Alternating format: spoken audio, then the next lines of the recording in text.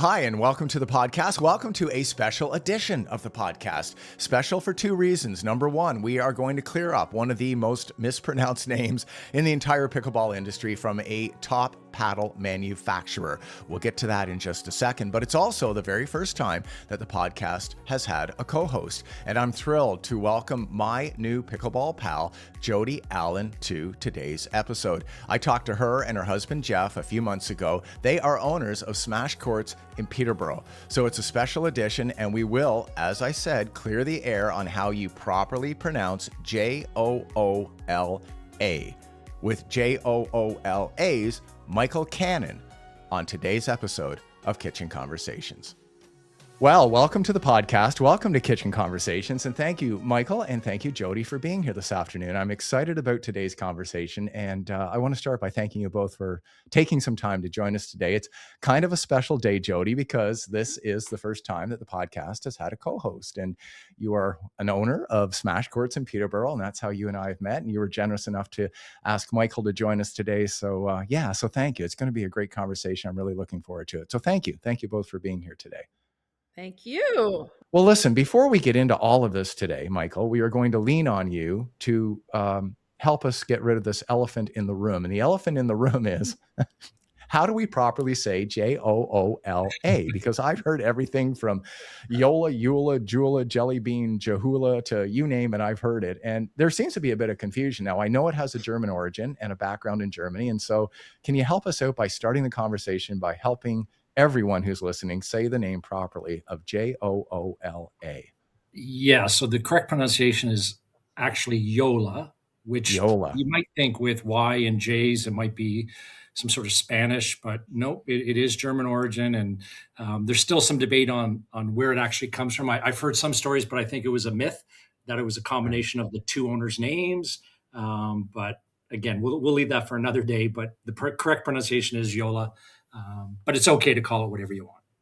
Yeah. Well, it's one of those names. I think when you first look at it, there could be a little bit of a struggle there with that, because is it a hard J or a soft J, and where do we begin that? But yeah, absolutely, for sure. Well, listen, we've got so much to get into today, but before we start, one of the things I like to do, Michael, periodically is when I haven't met one of the guests that's coming on the podcast, which is the case today, you and I are meeting here for the first time, is I ask ChatGPT to give me a sense of who it is I'm about to meet. And so I did that today. I asked ChatGPT to tell me a little bit about Michael Cannon. It said Michael Cannon's story isn't the story of a touring pro. It's a story of someone who spent decades inside the Canadian sporting goods industry, learning how sports grow, how athletes think, and how equipment shapes performance. From hockey, retail, leadership to helping build Yoola's Canadian pickleball presence, he's had a front row seat to two of Canada's most passionate sporting communities. And I thought that was pretty flattering. I hope you're happy with that. I hope you and Chat can be friends. I don't know if it's flattering enough, though. It sounds good. I need a copy of it. I need a copy of that so I can read it to my wife. So I don't think she appreciates what she has been married to. We just celebrated our 31st anniversary. So. But Michael, with all of that said, and clearing the air on the proper name of Yola, can you just dive into your story a bit, maybe a bit of your working background, some of the sports perhaps that you've played in your younger days, and kind of how did you end up working with Yola, and where is that heading in the next few years for you? Love to hear that story. Yeah. So growing up, I was always involved in sports. I was an active child, loved playing I bowled, did martial arts, did a bunch of different things. But although I'm probably most passionate about hockey kind of through the rest of my career, it was a sport that I just never played. I loved watching it. I loved, just everything about it growing up with the Boston Bruins, watching them and just really loving that sport. So that kind of carried on. And then, getting into high school, I guess the summer of grade 8 and grade 9, I went from 5'8" to 5'11". So I was a natural, I guess, as a grade 9 student to play basketball, or at least that's what the coach came. So again, got heavily involved into basketball and volleyball during high school, did track, high jump in high school as well too. And really sports was just kind of the central theme, as most, I think, teenage boys, right? You kind of revolve around your community, kind of your social life, all of that stuff does that. So it was just kind of carried on. And then, going to university, I played varsity volleyball there. We had a club team because it wasn't part of the Ontario University down in Windsor. It was more of just a club team that we played. But after graduation, my wife and I had non-marketable degrees. She was from Queen's in world religion, and I had a Bachelor of Arts with a minor in psychology. So we decided we would take our skill set and our degrees, and we actually went to Japan to teach English. No kidding. Yeah. So while I was over there, one of the teachers that I was working with, he introduced me to a basketball team there. And so I hooked up with them, and I was the only foreigner on the team. So I learned a lot about being, I guess a minority, a visible minority, playing with a team where there's nobody else like you. And some of the prejudice against you as well. So that gave me a whole different perspective on life in terms of inclusion and looking at people differently. So we did that for 3 years. Came back and we drove straight out to the West Coast. Went out to the West Coast and again, just got involved. I was a tennis stringer in high school too as a part-time job. So started doing some of that. So was involved in the tennis world. Loved squash, took up squash while I was playing in university. So again, that racket sport started to develop kind of in the back of my brain, but I was always, again, in tune to volleyball, basketball. Those were kind of what I loved. So then you have a family. Yeah. We all know what that can do. Yeah. Then life happens. Yeah. And then you have to start living vicariously through your kids. So when we came back to Peterborough was a phenomenal city, not knowing a lot about it because we grew up in the Trenton-Belleville area. But we didn't want to live in Toronto having a young family. We thought Peterborough was close enough to my in-laws that we didn't have to live in Trenton and give us a break. And my family was here, just my mom and dad. But then to learn and be in Peterborough with sports, arts, the size of the community, the generosity of the community, like it's just, we couldn't imagine living anywhere else. So, our oldest boy got heavily involved in hockey and lacrosse at the rep level. My middle son, who's more arts, but he played a bunch of different sports as well too. And then I think our youngest got sick of being dragged around. So he was like, yeah, no, I'm good. I know. But it's also the youngest, right? So he gets spoiled by his mom. Yeah, for sure. When we came here, I had worked for National Sports in Windsor as a part-time student, as a student at the University of Windsor. And when we came back, I had been away 10 years and I called up and the owner remembered my name. Norm Clements, he's like, oh yeah, I remember you at the university, went to school at university. And he's just, again, phenomenal family. And he's like, what do you need? That was what he said. What do you need? You got 2 young boys. I'll find you a job. So that's when we were planning, or I guess they were planning to open up National Sports in Peterborough. So that was 2001. So I worked in the Pickering store for a year. And then when we opened up, as he promised, he made me the store manager and got to know the community and the sports life here in 2002 when we opened up. So worked for them for 4 years in the store and then actually went to head office to be a buyer. So that started to develop kind of my taking what we saw in the community, what we saw in customers, and how do we apply that as a buyer in terms of the assortments. And I know Jody and I have long talks and Jeff about purchasing. It's not an easy thing to do. And inventory can kill you or cure you. So I try to bring that perspective when I talk to accounts that we have here is, treat it like I would treat it. And it really is about making them very profitable and not giving them, just take all the product and then you guys deal with it. Right. So hopefully I've been able to do that with Jody and other accounts where it's, let's do what's right for your business. And go that route. So that was kind of the sports all the way through, whether it was work, whether it was life, whether it was the kids. And the sad part is my wife is not sports oriented at all. Okay. Hates. She does not like sports. She'll go to a live hockey game. She likes that. But trying to get Leaf tickets. She goes, why don't you take me to more Leaf games? What's wrong with you? Okay, these were given to us free, but we could. Don't you love me, Michael? Don't you? Yeah. What is going on there? Yeah. It's not as It's not as fun to take someone that doesn't love sports, but that would be me. I would be there for just like the Yes. atmosphere, Yeah. the cheer, the Yep. music, and that Yeah. just kind of pumps you up, right? It's a little bit different than, Oh yeah. you So know, so having worked for when I was with National Sports, it ended up being bought by the FGL, which is the Forzani Group, which at the time was Sport Check, Sport Mart, and then Canadian Tire ended up buying FGL, and so we all became part of that large conglomerate in the Canadian Tire world, um, all under that same umbrella. So again, having that experience, I was buying for National Sports for footwear, and then I spent 4 years buying hockey equipment, and then I became their VP of purchasing. And then when we purchased Pro Hockey Life, I was asked to go over and take over the VP of purchasing for them. And so that was kind of I guess, my dream job to be a hockey only store like that. It's kind of very elevated across Canada. So very exciting. But in the corporate world, sometimes they have reorganizations and shuffles. And so the whole plan was to take Pro Hockey Life down to the Canadian Tire office to actually bring them in the stores, believe it or not.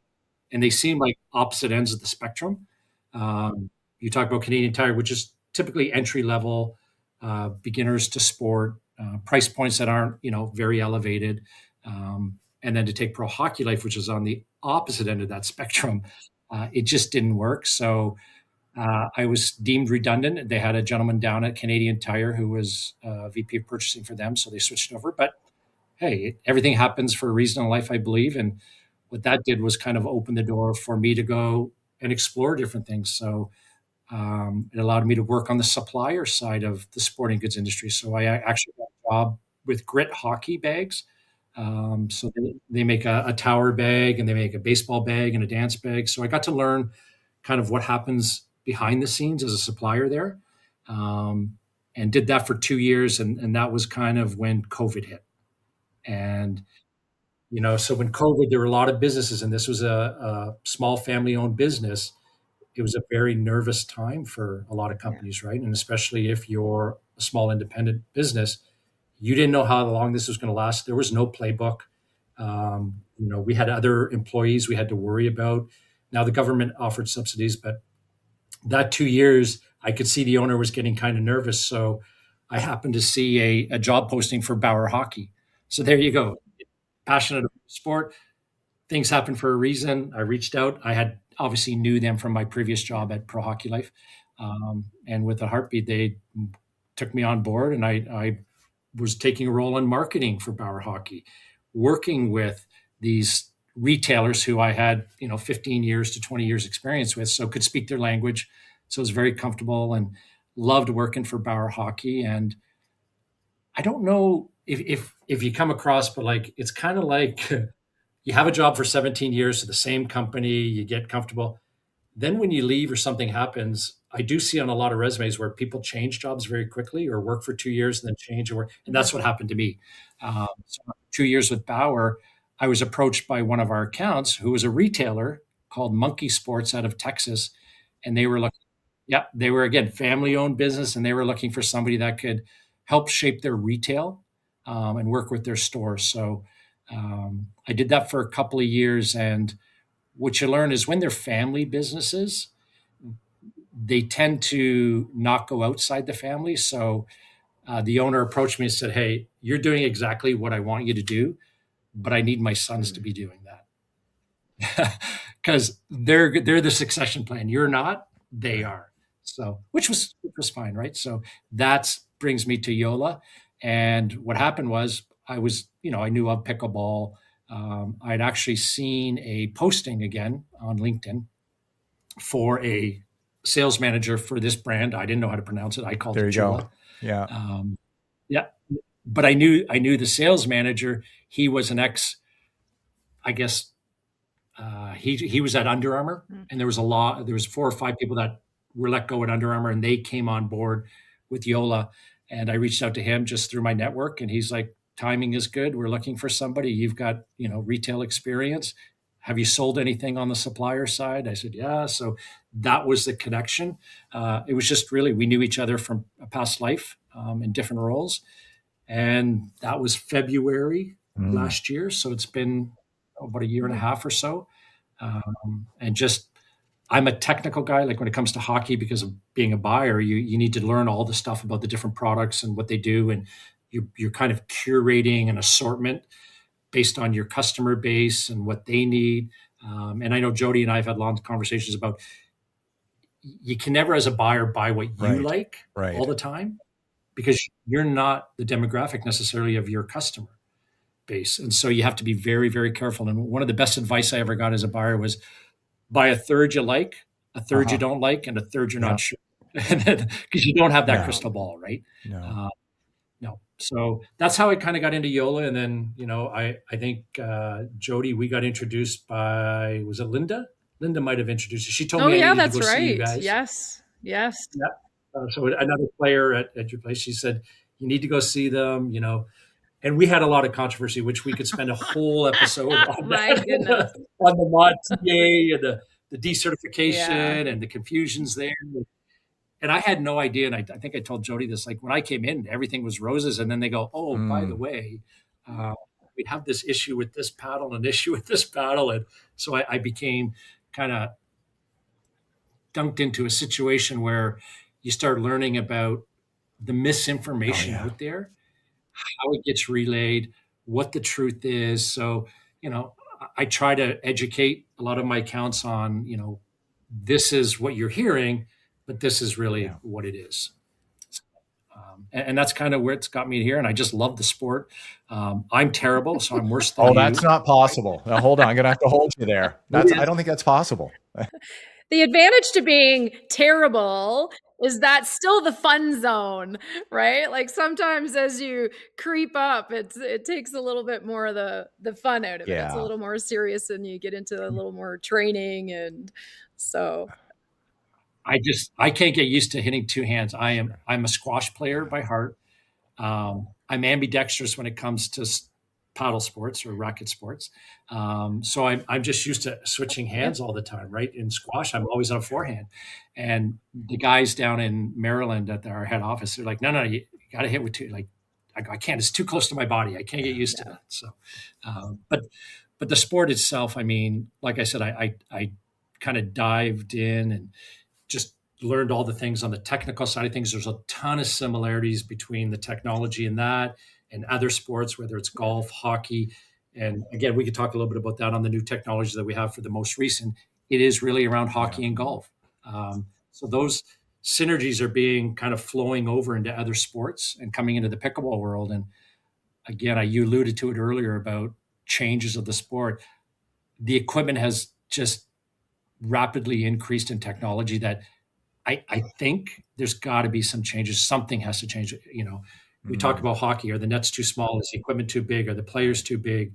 How fast the puck's coming off sticks now and in the hockey world. And same with golf, right? There's regulations on that. And so I can't imagine it won't be it should be the same as we look at the pickleball world as well too. Changes and evolution is good.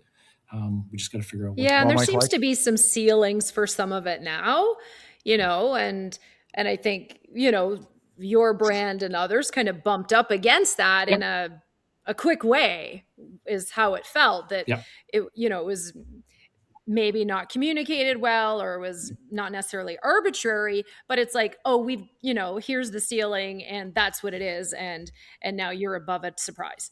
So that makes it, so it's probably good that there has been one set. I think there's some controversy over the way that happened, obviously, but it's trickier to just leave it, to just continue to make it so powerful that it's going to ruin the game and risk so much injury that it's, Yeah. And I think you're talking about two different demographics, right? So again, and I bring this comparison when I talk to people in the hockey world as well, too. What you see NHL players using is not necessarily what is being sold at retail. There's a lot. Again, I had a conversation with, he plays for the Islanders. We did a kind of a meet and greet at one of the stores, and I was talking to him and I said, I kind of heard, and working at Bauer, I knew that some of the sticks, a lot of these players, again, not necessarily the younger players, but the guys who are in their late 20s, early 30s, those are older, they like the old generation. So they don't like the really light whippy sticks. They like a construction that's stiffer. And what a lot of manufacturers will do is they'll just paint it or put the graphic on it that looks like the retail version, but the actual construction isn't the same. And if you see interviews with these guys when they take off their jerseys, like the stuff that they wear, there was a guy on Carolina, he's wearing a lacrosse shoulder pad. Really? Okay. Yep. He just, again, and I use the word MacGyver for some of our, your listeners or whatever. They're cutting things off, sewing things on. They don't wear the retail shoulder pads or anything like that. And the same thing with pickleball. Again, I haven't seen it or heard it, but there's so much customization, right? Like what you buy off Jody's wall isn't what these guys are playing with. They're fine tuning it to swing weights and torque weight and twist weights, and they're finding what's comfortable for them, right? So, that's a demographic of they play because that's how they make a living. Right. And so, to Jody's point, they want us to push those limits, right? They want to have the maximum core, the coefficient of restitution of that ball coming off. They want to have that maximum dwell time. And, where people who are 2.5, 3.0s, 3.5s, they'll go by that thinking that that's going to make them play better. And it's not always the case. And that's a hard conversation that Jody has to have with her customers is that will not make you a better player. You still have to practice and play. And I find there's a lot of individuality to paddle choice, and what works really well for one person isn't going to be the best paddle. And I'm constantly having that conversation where people come in and are just, I want the best paddle. And that's an individual choice. Like my best paddle isn't your best paddle. And it's not a pro level player's best paddle. Like that takes a little bit of education and trial and error to narrow that down a little bit. And then you can customize on top of that. But people are like, oh, they can't play that different. They really do. And, and the weights, and like you were saying, even in the last couple of years, what I've seen is you didn't used to hear about swing weight and twist weight and some of those pieces. And so now that there's that much more information and development coming in, you're having those conversations to say that's got a heavy swing weight and that's going to be hard on your arm, and you're already saying your arm's sore, that you're struggling with some pre-existing injuries or starting to feel things edging towards sort of a longer term issue. So I think those pieces make it tricky. Yeah, I think the sport it's evolving, right? And I think it's been such a flurry of growth. It's such a flurry of information out there. I couldn't imagine now being a buyer, say 4 or 5 years ago. There was a lot of education out there, a lot of information. So as a buyer, you're looking, you go, you've got all of these brands. How do I choose and how do I narrow down to put on my wall? Because I don't have a blank checkbook. I have X amount that I can spend, and I need it to be in and out in a timely manner so that I can pay my bills and then I can go buy some more. And that's a hard thing to do when there's not a lot of education. There's not a lot of information out there, and there's so many brands that you don't know because you can't see the technology. It's like a hockey stick, right? I could put an inexpensive paddle and an expensive paddle, and I showed my wife, and she goes, "I don't know what the difference is. I can't see anything." So it's really hard that way, and that's why we've tried at Joola, and I've tried just because of my background of where I worked is give the product knowledge, make sure you're educating, so that buyers like Jody and Jeff and those guys, they can make the best educated decision on, okay, I need this paddle because Michael told me that this paddle has X, Y, and Z. I know that I have consumers that need X, Y, and Z. So she can make that connection on the wall when they're having those conversations and asking questions to narrow down the wall and go, okay, you said you like this, go try this because it has again, X, Y, and Z. So again, if you don't have that information, where do you start? Right? Like to Jody's point, like give me the best paddle. What does that mean? I think it gets translated sadly into what's the most expensive paddle.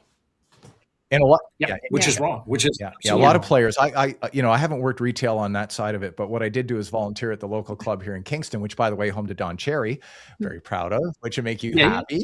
Yeah, very happy. I've got a great Don Cherry story with I could tell at some point, but yeah, it's a good one. He wasn't even involved. It was Ron McLean who had the story. It's a great story. I'd love to share it with you later. Yeah, it's a great Ron McLean, Don Cherry story. It's a little edgy, but it's a great story. But I think when I volunteered at the club, we had a very small pro shop, very, very small pro shop, just more a courtesy than anything. It wasn't necessarily, it was actually run by our pro, not necessarily by the club. We're a not-for-profit club here in Kingston, but that was always the case. I'd be sitting at the desk and someone would say, I'm interested in a new paddle. Great. We go into the, what do you recommend? Well, I can't. I don't know what I'm doing, let alone what you're doing. And so they would say, well, isn't the, how much should I spend? And unfortunately it seems, and again, with the sport growing so quickly, I mean, the pace of it's been exponential. I mean, you've got so many players coming into it, and I think there's a lot of confusion. And one of the points I was hoping to make with you, Michael, and your insight on this would be appreciated. But for me, it's trust. When I hold a paddle, and this is not a prop, by the way, this is a paddle I play with. So I didn't do this just for today. So yeah, no, I just want, this is a paddle I played with. Oh, you should not. Wow. He needs to be upgraded, Jody. He needs to be upgraded.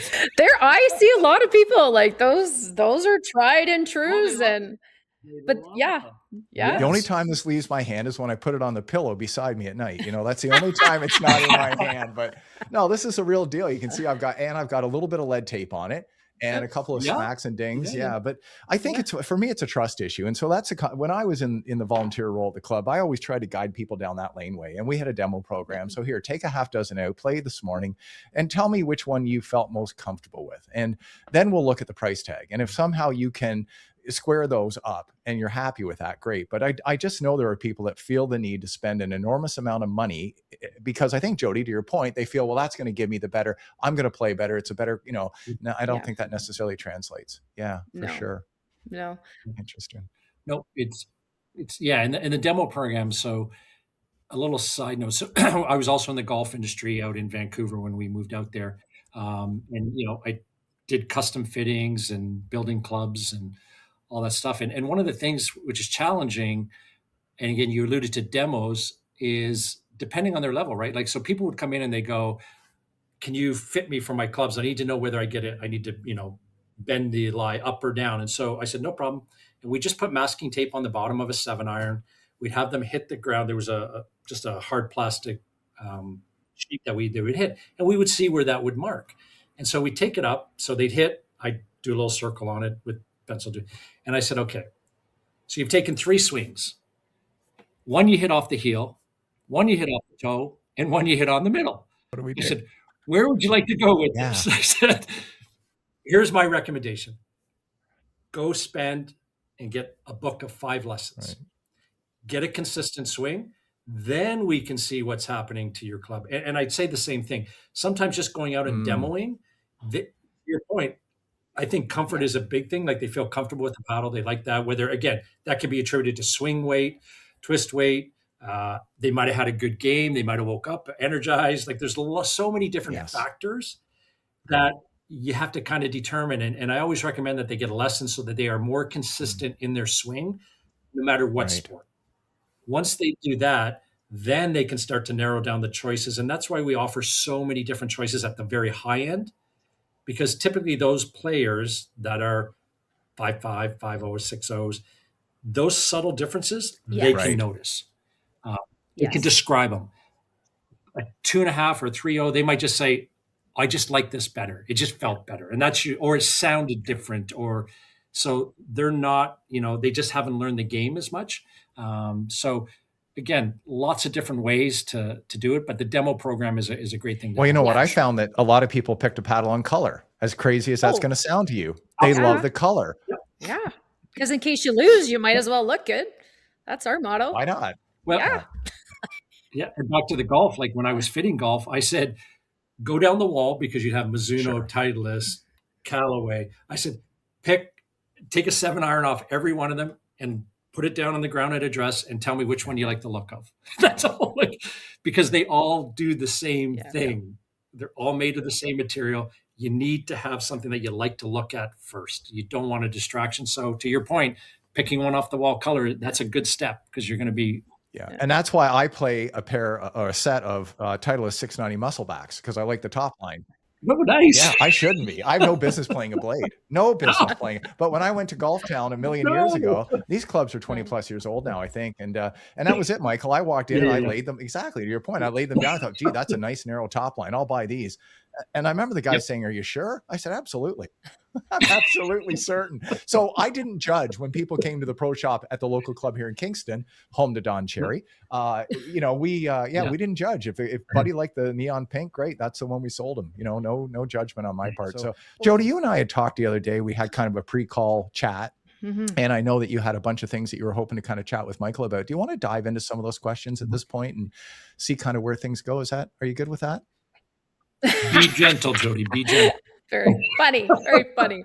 No, I think you and I have really interesting conversations about just how fast this sport has moved, and just in the 2 years since we opened the store, since even in the last year since you came on, like all the technological changes. And I think you've talked in the past about other sports and how they sort of do a 2 or 3 year cycle of development and rolling out, whereas that's just advancing at this. Like, how does a company like Joola keep up with those or make some of those decisions about as a leader as into what's next and where to go and how to protect the sport that way for the pro player, and then the recreational player, as you said, which is oftentimes the bulk of the people that are playing the sport. Like, they're the majority, right? Well, I mean, no different than the sport. We're very young. Like, I was surprised. Right. We have a long, again, 1952, Joola started in table tennis over in Germany. And then kind of as it evolved, the current owner of Joola in the US and globally, I mean, he was a US Olympian table tennis player. So that was the connection there. And he wasn't going to make money in it. So he went to business school, started a distribution company, it's called Sports Squad. So he has other things. And then when they were, again, everything happens for a reason. When they were getting out of the business, they had that relationship, and he said, he ended up buying the company. And then, so pickleball is really new for Joola. We've just accelerated. Things happen for a reason. You hear the story of them. He happened to bump into Ben Johns playing on a court down in Maryland area. Didn't know who he was. He was just getting. He said, "Would you try our paddle?" He tried it, liked it. They again had that connection, and now Ben is a lifetime contract with us. And he's a brilliant guy. I think somebody told you he was a materials he's engineer. Very technical. Very technical guy. So that's how we're growing very rapidly in the sport itself. And so they just didn't know what they were doing. So they just built product and put it out. And so what's happened since I've come on board in the last year and a bit, we're learning as a company, what does that product cadence look like? Because they just built and then tried to sell it. That's all they knew as a business. So now they're bringing in people who have retail background, supplier side background. And, we're trying to segment the whole industry to have price points that go from 70 to 400 instead of just 400, because the population, a majority of our sales are at that top price point because that's what we're known for. But in the last year or so, and Jody, you can attest this, we started building product and showing you product that was down around 135. That, again, a relationship with Andre Agassi and being affordable and being good quality. So there's, like I said, there's so many things, but that's what we try to do. Is you can't, like the hockey industry, like other industries, you can't come out with product that's innovative every single year or every 6 months. Like, you just can't do that. You don't have the R&D, the time. You can't build that product to pay for it and sell it fast enough, and then you want something new. So I think what we'll see is we will come out with a new product every year. There might be just a tweak from one year to the next, but every 2 years there should be what we would call like an evolution.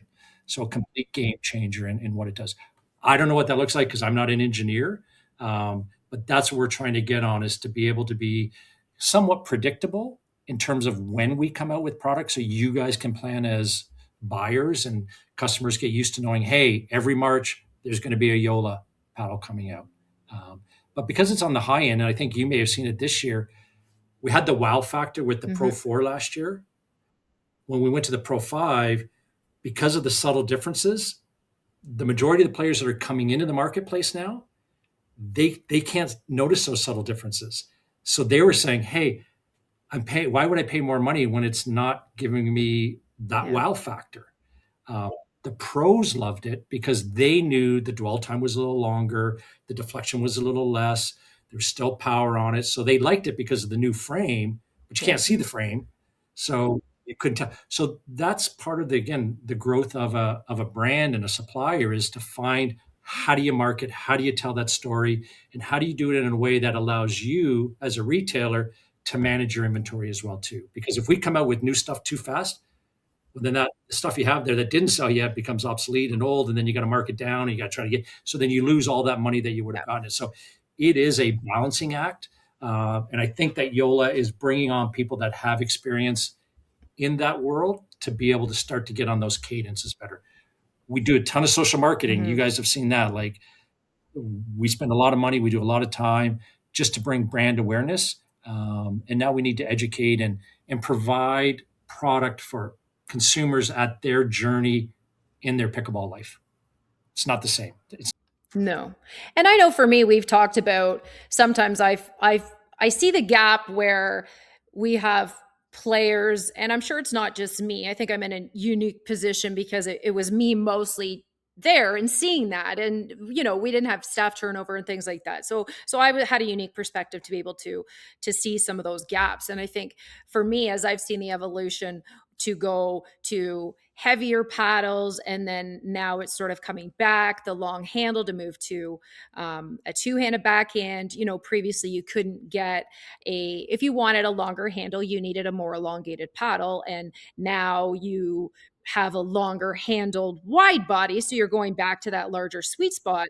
But those aren't always great for anyone, again, that has small hands, or is a more recreational player, doesn't want a lot of weight because it's impacting their shoulder, their arm, their whatever. But I'm finding that sometimes those are becoming harder to find. And so I question, as the game becomes more powerful and some of those paddles that people can use are harder to find, where there's a gap there, as it, people younger can handle a longer handle, heavier paddle, but not everybody can. So if those kind of evaporate from the market, where does that leave some players that are now having to compromise with a paddle that really isn't ideal from them from a health perspective, I guess. So I guess how do you guys think about those pieces and include that into decision making around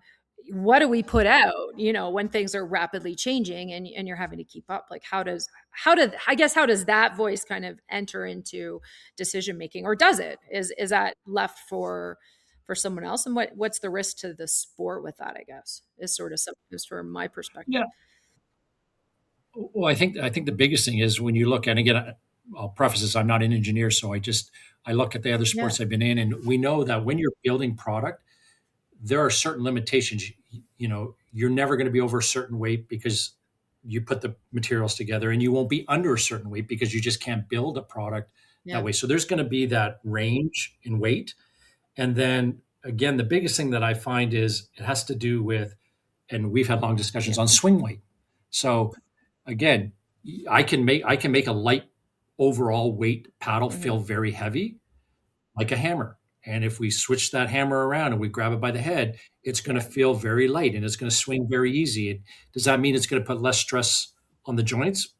I don't know, right? I have people ask me that all the time. Like, they go, well, what paddle should I use because I have tendonitis? I go, well, first of all, heel. Don't go play. And you can't stop, though. That's the problem. When you can't stop, what do you do? So the biggest thing I say is don't use something that has fiberglass in it on the lower end, because it doesn't absorb vibration. And part of what you're feeling is the vibration. So you don't have to spend $400, but you shouldn't be spending $60. That is not going to help you, right? So, but it is. I was just going to say, Michael, just very quickly on your point about, when you're injured, don't play. That is kind of like telling the Pope not to pray. Like it's you not, can't stop. nobody's listening. So I know you're new to pickleball, but if there's something you take away from Jody and I today, telling an injured pickleball player to take it easy literally is like telling the Pope to stop praying. So no, I remember talking to my arm being like, okay, you've got like 48 hours because we're playing. And then someone calls, they're like, oh, do you want to go? I'm like, yeah, let's go. And meanwhile, I'm like talking my self-talk of like, no, we're going to take a few days off here. And but it's like, let's go. So, so I kind of need some of the equipment to work that way for you. But I think Peterborough has an older demographic and, or has historically. And so we have players in the community that have been playing for quite a long time. Like, a couple decades, right? I've seen some paddles. I was like, is this the original paddle? Like this thing's like 3/4 of the size of your current paddle. Like, I think this is like the OG here. But yeah, I think it's just interesting to see kind of, but the sport's getting younger. Right? So what do we do if it sort of if the equipment heads that way and then we lose the older players? I love that part of the game where any age can play together. But I do worry about some of the people that come in and like, older women, especially that just need a short little handle in a lightweight paddle, but that has some power. And I really can't find that. I find that really challenging to find. And I feel bad saying they just almost don't exist anymore. It's hard because they have to do a cost on units produced. Yeah, I get it. So, I get it. And that's one of the things with the Magnus that we had, because it was a very long face, because he plays with one hand, so he didn't need the elongated handle. But it's the least popular of any of our models. And when you have to build a mold or do whatever, you have to offset and say, okay, I need to produce X amount of these. And if you can't sell those, then it doesn't make sense. But you're right. I mean, the game is changing, age, demographics. It crosses so many boundaries, which is what I love. I mean, the community aspect of it. You see a grandson and a grandmother or a grandfather, and you don't see that. You can't. There's so many sports that are cost prohibitive, or you can't just go and play hockey with your grandma, right? Like, you got to have ice, which is expensive. Skate, you got to learn how to do this. You can go out and just hit a ball and have fun. You don't have to take it that serious. But again, I think the social aspect of it, my fear, and I know we're getting out of time here, but my fear, just generally speaking, Mike and Jody, is, again, as an owner, is the rapid growth of facilities. We're lucky enough to have history down in the US, and we're seeing a lot of facilities start to shutter now. And that's my fear in Canada. Like, in the last 6 months, our phone has been inundated, as I'm sure, Jody, you can imagine, like all these facilities. And it's like the restaurant industry. You can get fast food, pickleball facilities. We're just going to go in. I kind of liken Jody and Jeff's to, you go into a town that doesn't have like a chain restaurant, and you get that home cooked meal, good portions. Like, you come out of there completely satisfied. Like, that's what you guys, when I look at other, and again, there's Pickleplex, which is, to me, is the McDonald's of the kind of the facility world. It's fast food, right? You go in to do. There's no loyalty. You do it because it's convenient, because it's in every town, or do whatever. Then there's some that are very elevated. I went to one in Oakville called Court X. Again, high-end juice bar, high-end scotch and cigar area, beautiful sitting areas. It's 100,000 square feet. You walk into their pro shop and it looks like it's the Apple store. The paddles look like they're floating on the wall. The apparel is, Jody, you'll like this because I know you're a good merchandiser. It's like one shirt, one large in blue, one large in white, and it's just folded on the table. That's it. And then on a rack, it's like a high-end women's store where there's one of. And you just like, so all of that and in between, right? So it's great that there's lots of places to play now. That was a big challenge. The sport is growing. Now we need education. We need the industry as a whole to get together and start to talk about, what's right for the game, what's right for the consumer and the player. If we do that, decisions are easy. Right now, it's too much about money, not about the player. And we need to switch that. Yeah, and that's very much our focus for sure. Like I said, we could talk days on this, because I see Jody and Jeff's their passion for the game and what they do and what they're building there, and and it's I guess as somebody who likes a healthy, active lifestyle, which we need people to have, I get obviously I get to travel through the U.S. and not that Canada is not immune to it, but when you do see some of the issues, health issues down there, um, and again, that could be the barriers of getting into certain sports where this barrier is very low, like and having partnerships with Andre Agassi, who wants to make this affordable and out to the world, and you buy a paddle, we give a paddle, like his philanthropic nature, and Steffi Graf, like that's what's going to help the sport move forward. And it doesn't have to be Joola. Like that's why I said, somebody goes like, what about this brand? I go, I never knock another brand. I don't even look at other brands because everybody has their own story. There's no perfect paddle or perfect brand. That's up to Jody and her team to be able to curate their assortment and then talk to it because they know their customers. I don't know Jody's customers. I know Jody. So I give her the information. She picks what she knows is right for her local customer base. So.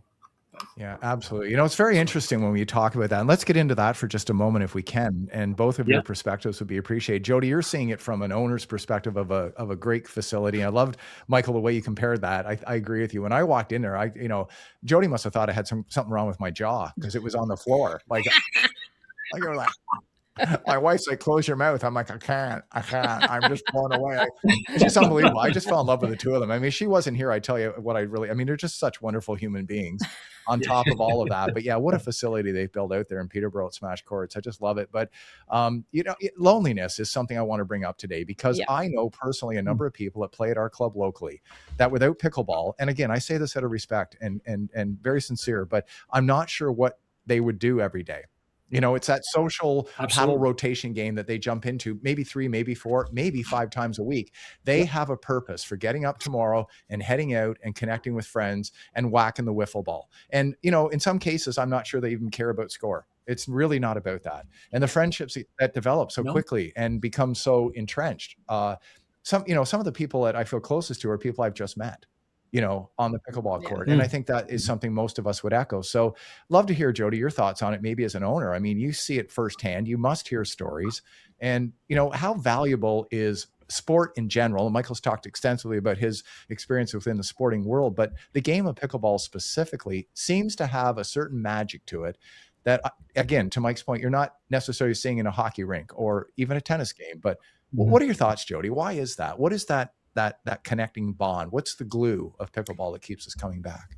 I think it's fun, it's active, it's social, but I think it's that difference where it's a very short game and you trade partners all the time. I was talking to somebody the other day about badminton and sort of, that you don't have sort of level. I don't know much about badminton, so it was enlightening. But and I'm thinking, well, why don't they apply some of these pickleball things to that? Where they said, they would take some of the top players, and there might be 4, but they don't rotate. You pick your partner, you stay with them, and then that's it. And so someone feels excluded. So you get a little bit of that there when you've got different levels that come together, and people kind of want to have competitive games. But I think that difference for rotating partners all the time in open play and that culture of that where you have you're my opponent and now you're my partner. And that's a constant mind shift. So like I said, I think I've said this on our podcast as well, but if you're always my opponent, you build that kind of team, it's us versus them mentality. But with this, you have to shift that really quickly to be, okay, now we're partners and now you're just kind of always my friend, and sometimes we play against each other and sometimes we don't. So I think that constant mixing, you don't just stay with one person. So I think that piece, just that rotation that you don't see in other sports where you have team, you build team. And in pickleball, you don't. I mean, you see it in the pro level too, where they're, okay, they're better today, so they're going to be my new partner. And in us, you're always shifting partners. So I think it just builds that, and then the ability to, again, bring all levels in sports, and where everybody knows your name, that old adage of cheers, and people talk about that in our facility where we do, like me in particular. I know the majority of players coming in at all times that are on the court. So there's been a big influx of newer players, and so we're getting to know them for sure. But the majority of players we all know, and so when they come in and you're like, hey, how's it going? How's your ankle? How's your head? And someone leaves a paddle, and we're like, oh, that's Steve's paddle, because we sold it to them, and we know whose it is. And so I think other sports, you maybe just don't get that, because there's just so much of that competition, and pickleball has that, but it also just has that shifting. You're shifting people all the time. You're constantly mixing. And so that makes, I think that's kind of the piece in pickleball that makes it unique. Yeah. Well, that's great insight. Yeah. And I think, I was going to say, Mike, I think that's a byproduct too of the learning curve of the sport, right? If it were very challenging, I don't know that we have that. And I think because it's inherent that you can start to hit back and forth, you start that relationship right away. And it's not one dominating the other person and going, oh, I'm done with this. So I think, again, because of that, you start to rotate around, like you say, you're moving around, and people, you can be somewhat engaged and competitive, even at a low level, but you can hit that ball across. Oh, now it comes back. And then, so, and again, it's not a large court. So it's not like a tennis court where you're running. And if you're a better player, you can pick up on that very easily and have them, and people don't like that. So again, I think they've both meshed together on the learning curve, and then the ability to be social and rotate around. That has been the success. Yeah, absolutely. So Michael, as a manufacturer, what is it that most concerns you today? And then I'd like to hear Jody's insight as a club owner today. What about the sport concerns you most? You've touched briefly about, the technology and perhaps the game getting too quick. I think it may have been one of the nails in the coffin for racquetball. I think the game became so fast, so quick, so hard that it just kind of turned people off. And I've certainly seen a change. I've been, playing with a paddle now, as you can tell, for a couple of years, but it's still a relatively new game for me, but I'm seeing such a change in the pace of the game, in the speed of the game. And that worries me a little bit, that, entry-level people that maybe come to the club to watch the game thinking they might like to try it. And I'm hoping someone listening to the podcast today is inspired to come out and do that. Go to your local club and just come in and at least watch and see, and hopefully pick up a paddle and try it one day. But my worry is that the game becomes so fast, so hard, that someone looking at it for the first time might shy away because, I don't have racket experience. I've actually never played sports in my life, and I worry about that because I know when the club opened here in 2022, the pace of play and the style of play was quite friendly and quite engaging. And anyone walking in would say, hey, I can probably do that. And yet, when I see the levels coming up and the technology and the speed of those balls now crossing that net, I could see how someone would walk in and go, woo, wow, I don't know if I want to put myself out there. So what are your thoughts on that, on the speed of the game? And is that the main concern, Michael? No, not at all. I think that's the exciting part of the game. I really do, because it's evolving. I draw comparisons to golf, hockey, like watching the NHL playoffs and watching the speed at which these guys and the edging that they do and the shots that they do. I can relate to that. And I think, at some point, I think consumers coming into the pickleball world, like, how many 7.0 players are there, Jody, in North America? 2? Yeah. 1? Like, right. They just don't exist. Right. So I think what it is, it's going to, and I think the facilities, the onus is on them too, to be able to kind of navigate and say, hey, whoa, no, we're not going to put you in with that player because, yeah, you're right, you're going to be defeated on that. So you need to have those groupings where they go.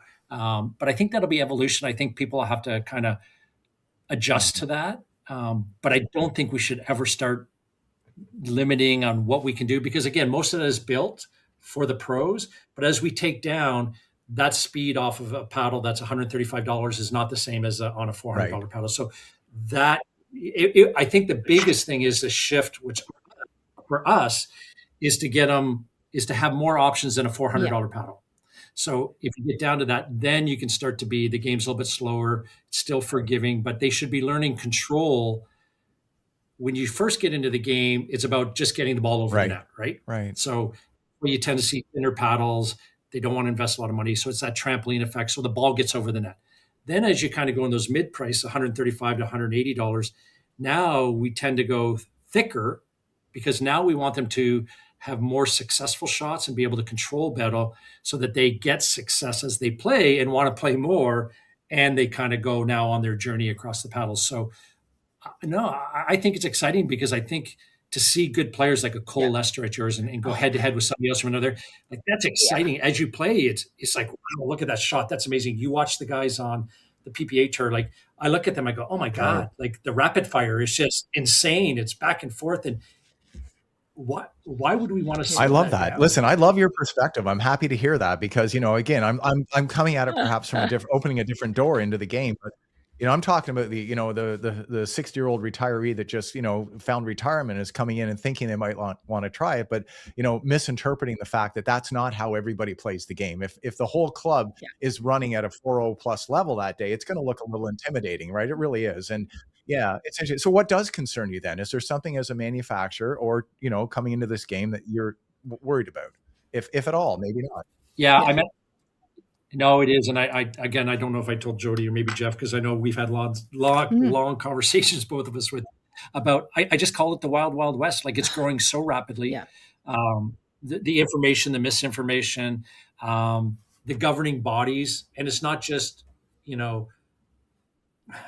pickleball isn't the only one. There's, like, my history in sports, the sporting goods industry, you have in softball, there's different bodies. And to me, that's about, again, I alluded to earlier, but it's about money, right? Like we have to pay to send our paddles to get certified.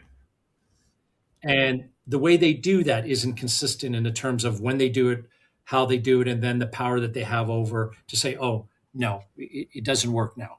What do you mean it doesn't work? We sent it to you. Oh, but now we're going to test, after it breaks it.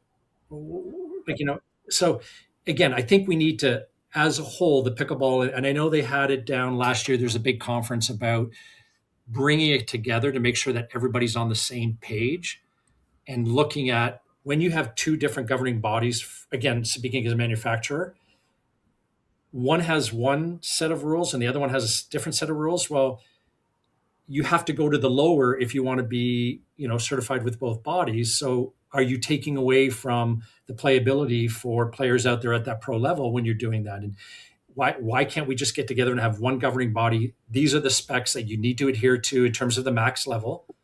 And again, we all know that in a lower price paddle, the construction, it's never going to get close to that limit, right, Jody? Like it's only going to be those high end paddles because of the materials. It can't generate that rebound effect when you're using materials that, aren't in those high end paddles. So that's what just concerns me is, the duper rating. I'm not sure, is that a good thing? Is it a bad thing? Is it fair? Is it consistent? So, but at least it is something that measures. And I think it's a fun time. So as much as I'm concerned, I think if we, again, I talk about minor sports, and if we always put the needs of the young players first, decision making is easy. Like minor hockey, I was involved in that, and we saw what happened there. Like it's about money, money, money, or the executive, or it's not about the kids, right? If we did what was right for the kids, not a problem. So I think if we do what's right for the players and the sport, we'll get there. But it's such a rapidly growing sport that we're almost tripping over ourselves sometimes, and having to go backwards and go back. But at least we're going, 2 steps forward, one back, 2 steps forward, one back. We'll get there. And We need community. Yeah. And I think, voice. And then I guess that's to my point too, like how does that voice go in there? Because I think pickleball is that unique sport where, like you said, in other sports, you can cater to the youth because then, you're going to get older and it becomes much more harder to keep up with the athleticism of some of those sports. Whereas pickleball is not the case. And so I think even though some players are better off in a more all-around paddle to get going through that beginner, early, intermediate. But I would say once you're into the mid intermediate range, you're bumping up against those power paddles. And if you don't have one yourself, it's hard. It's hard to have that level of put away power to compete up against them. So that's where I see people continuing to have to upgrade or whatever, because now their paddles just they're not able to kind of hold their own in those firefights at the net and put it away in the same way. So, but you're right. You need to be able to have the expertise to be able to back off that power as well, which when you're just coming into the sport, you don't. But I think pickleball is unique. And I think it's, like you said, it's just so we're in its infancy. And as far as development and production go for equipment, that we have to just remember that we now have to serve everybody, I guess. And how do you do that? How do you do that as a manufacturer? I don't know. I don't know what the answer is, because you're right. There's so much cost to all of that R&D and all of it. So to cater to everybody in this, the breadth of players from. Like we hired somebody last year because one of the most difficult things to find is to get data. Like people say, oh, it's the fastest growing sport. There's based on what? Like, where does that data come from? Like nobody knows how many members go into your new members, but they say, oh, there's X number of new members this year. And there's, the sport's growing 40%. Where is that data? Who's vetting that data to make sure it's accurate, right? Is it the Pickleball Association that's saying, hey, yeah, just pump up those numbers and get that marketing out there? But what we found was when you start to dive in, we couldn't find accurate numbers. So we're guessing also. We may not know as a manufacturer, like, for example, the data that we got, we were saying we were missing 70% of the population of players that want to spend $130. We didn't have 80%. anything. I would say 80% of the shoppers that I see won't go over 200. They don't, for one, a lot of them are very recreational, and they don't want to be perceived to be really good by having an expensive paddle, if that makes sense. So they're like, I don't want people thinking I'm much better than I am, or that I think I'm good and I need this amazing expensive paddle. So the bulk, I would say, stay under, it's like, and that's the first question, what sort of price range are you thinking about? Because I don't want to steer somebody to a higher end paddle if that's not, if you want to stay under 150, and I would say 90% of the time, 80-90% of the time, that's the answer. 150, 200. And then we kind of work within that. What's going to be the best fit for that range? But it is getting trickier in that range to find the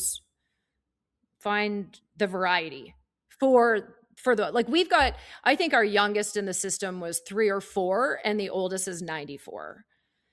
So they have very different needs. And then you've got all of the, a 3.0 to a 3.3 is a different level of player, let alone to a 4 and a 4.5 and a 5. And what they need ranges, and can the market adjust to meet all those needs, I guess.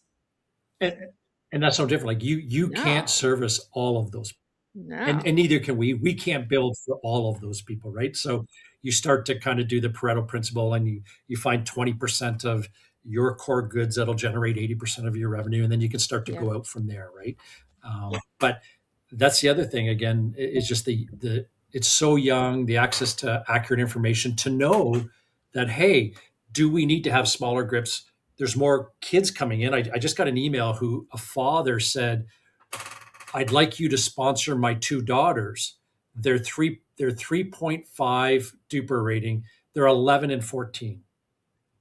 And I'm like, at what point does this now become child labor? And I said, I just ethically, I don't feel comfortable doing that. Like, there's got to be, is there an age, where we say you have to be 16 to sponsor a player, right? And Annalee was he's pro throwing by out 12. that duper rating. Right. And again, is it right? Is it wrong? What does that do? Right. Yeah. And there are some sports and industries that say you have to be 16, right? You can't be, or you're 14 or whatever. So again, it's an exciting time. It's a fun time. And I think we just learn. And we have to have this communication back and forth, because a lot of suppliers, and I learned that being on both sides of the business, is, you know, buyers think they buy all the right product. Product guys think they build all the right product. The marketers think they have all the answers in the world and they can, sell anything. But having this dialogue and having the communication, that's why it's important for suppliers, for us to go to facilities, to go to retailers and say, Yeah. what are you hearing? What are you seeing? Can you provide data to us to let us know that, right? I'm not selling this, like this is moving for us. And then we take all that data and we look at it and we start to build out trends, because pickleball is very regional, very geographical. Like I'd mentioned Agassi. If you're a pickleball only store that I have out west, for example, they buy 0 Agassi and Graph. They're like, don't want it. Don't bring a tennis person into the pickleball world. Get them out of here, right? And then if I go to a tennis account that I have who's very strong in tennis, they do phenomenally well with Agassi and Graph. Yeah, we don't. So, but it depends on we don't. Yeah, you guys don't, right? Because you're a pickleball facility. You don't sell badminton, tennis, squash. Yeah. And I wouldn't say it's because they even realize, they just don't like the shape. And I would say, anything that's sort of out of the norm for a shape, they're just like, nah, I don't like the shape. Or piece of Perseus if it's outside of that. Yeah.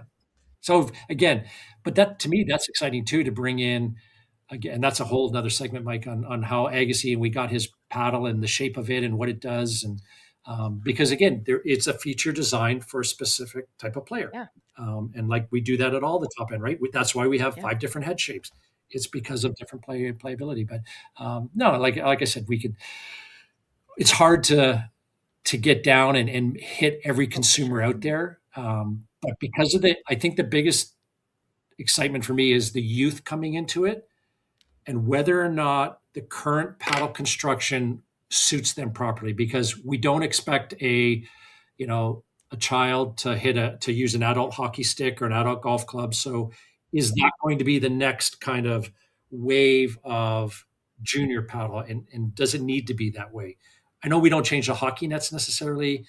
We do change. There is the golf that do the junior lengths and stuff like that. So I think that's part of the evolution. And it's great to see the kids come in. And again, Jody, you have stats on whatever your age group is, growing. And that's a gap I see too, right? Where the youth, some of the youth paddles that I've seen are too heavy. They're too heavy. And so I actually end up usually steering them to a different paddle that's an adult paddle, but it's shorter and it's a little bit lighter. So I've been surprised at how heavy some of the junior paddles are that are meant for sort of youth under, I would say, 8 or 10. But as soon as they're in that range, I'm usually steering them to an adult paddle that's lighter, because it's too heavy for them to kind of to swing. I mean, if they do, but sometimes they need something a little bit lighter, and I see them struggling to kind of maneuver the paddle.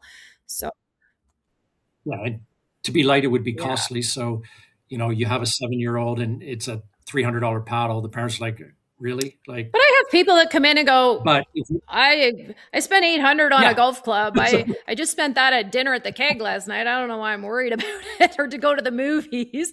And it's cheaper than a hockey stick. So, you get sort of all of those. And I was like, yeah, you're right. Cause relative to other sports, it's probably more like less expensive.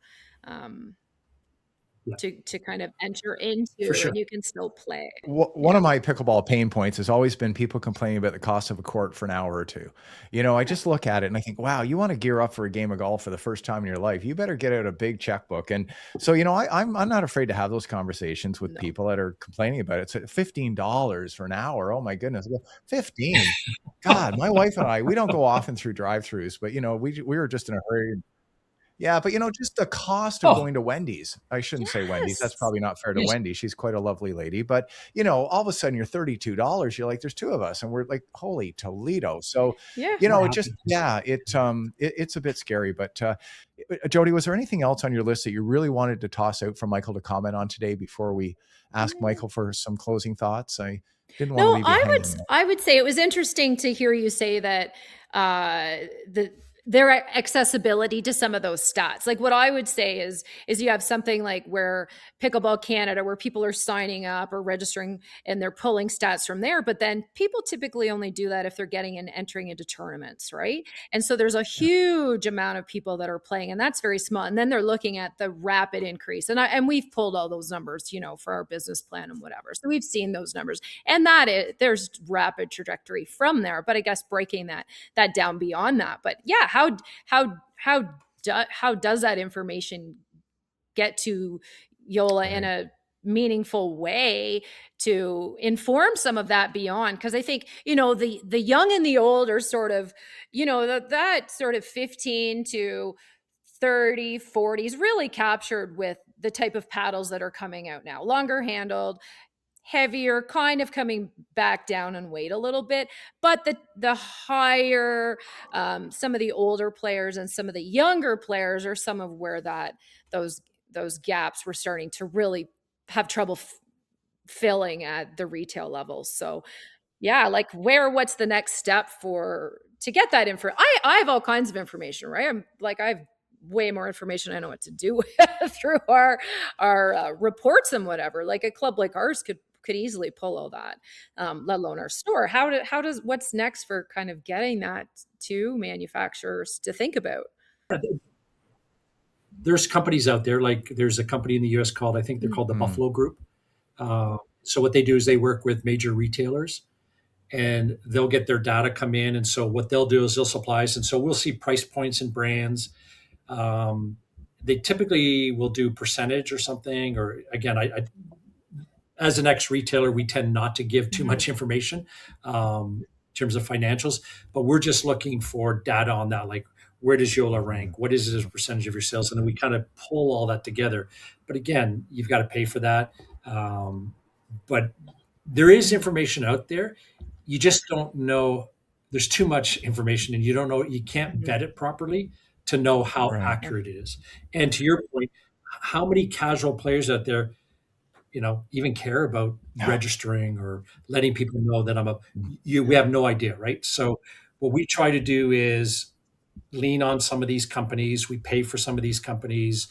As we get out into the retail world, we try to incorporate that in there to say, hey, give us your sell-through data so that we can see what's moving. So all we know is what we sell in. We need to know what's selling. Yeah. And I would say like the information where I see the gaps isn't going to reflect in that data, right? Because it's not the pieces where there's gaps that it's not available to sell. Like I don't see it on the market, period. Right. So I could tell you what is selling, but I can also tell you what would be selling if it existed, if that makes sense. So sometimes it's, I guess, I don't know if it's a focus group, if it's like I don't know. I'm new to this. I'm just from our lens, I'm curious as a retailer to say like, how do they capture that information when it seems like it's more conversation based, really? Yep. Nope. But focus groups are a big thing. That's around, like, you'll see a lot of things around color. Yeah. There you go. That's a big thing. Like they'll bring things out and go, hey, is this color, is this sky blue too blue? Yeah. Like, is that too close? So they'll do a lot of that. And again, it can be regional, but they'll do that. They'll do, a lot of times they'll look at other industries for trends as well too. So for example, for a long time, black and that lime green was very popular, almost like the color green of the ball in the back, on footwear, on apparel, and Nike and Under Armour, and those guys would use those colors, right? So a lot of times they're influenced by the car industry to see, hey, what colors are out there going. So, we've seen in the last years matte gray and that matte beige, those colors in vehicles have become very popular. Does that trend into, equipment? One of our most popular bags is that latte bag. I would never have thought that a latte brown bag would be very popular. It's our number one color bag. Again, because it's trending out in the fashion world for whatever reason. So, like I said, again, that's a good thing with the industry is there's lots of room to get more information. But again, from our supplier side, is typically the product guys are so focused on, again, at Bauer, they were 5 years out. They already had years 1, 2, 3, 4 already built, done, put to bed. Yeah. You have to be, right? Because you need to have so much time for R&D and testing. Yeah. So, but we're not there yet. We're not there yet. It's a little bit closer to market, but it will change. I think that will change. Well, you can tell them to call me. I'll tell them. That really surprises me. You're so quiet and reserved. I just find that a bit shocking today, but yeah. It's hard. I got to pull out her opinions. Like, come on, Jody, tell me what you think. Just tell me what you think. Well, with your hockey background, going in with your helmet on probably is a good way to approach things. I was pre-warned. Michael, was there anything else on the Joola side of the conversation that we didn't get to today that you're hoping we would? And again, I'm going to ask a favor, which I did a minute ago, but I really think the three of us need to regroup at some point and reconnect and maybe chat again about where things are in a few months. And because to everyone's point today, I think we all agree on at least one fundamental point, and that is the speed at which the game's evolving, changing, growing, and expanding. And to what level, we may never know because of data. And, you mentioned Pickleball Canada a minute ago, and I'd say a majority of the players that hang out at our club locally and play socially in the paddle rotation games, the open play, couldn't tell you the first thing about Pickleball Canada. Probably never heard of Pickleball Ontario. Don't even go to Global Pickleball. I don't know anything about you talk about what Steve Deacon's doing and building Team Canada, and they've just announced that roster, and McConnor Dye at 16, who I spoke to a few weeks ago, made the team, and there's a whole different side of the game that's competitive, ultra competitive, pro level, drill, play a little, drill, play a little, but the bulk of players, at least here, I can say, and I can't give you stats, but a lot of them just want to go in and whack the ball. And so, where they plug into that game and the important role that they play in moving product through the different channels, whether it be from manufacturer to retailer to player, that's a complicated conversation. It really is. And many of them are just kind of just blowing in the wind, enjoying the game and not really paying attention to what's happening, and may not even know who Ben Johns is. Some, I can't imagine, but there are, believe it or not, some players have never heard of this guy. They don't know. So it's interesting. So were there any closing thoughts, Michael, that you just wanted to toss out, or did we miss anything obvious today? No. I think, like you said, I think there's so many layers to this onion. Yeah. And we could talk for hours on different topics and different parts of it because it is so young. What's that, Jody? Sorry. What's that? Where'd she go? I didn't know if I just glitched out or if it was all I think your internet froze. I was saying, it's really, it's all. Oh. Yeah, I kind of glitched out for a minute there. I don't know what happened, but no, I'd say pickleball. It's trailblazing. It's all trailblazing right now, right? It's all new territories, so it is interesting to watch the sport grow. Well, listen, this has been a great conversation. Let me close by thanking you both for being here, and let me say that.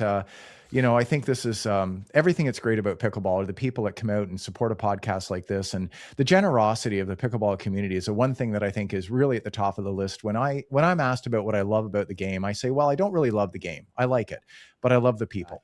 And I do want to close on my Don Cherry story because it is worth sharing. But I was at a fundraiser many years ago, and Ron McLean was a guest speaker.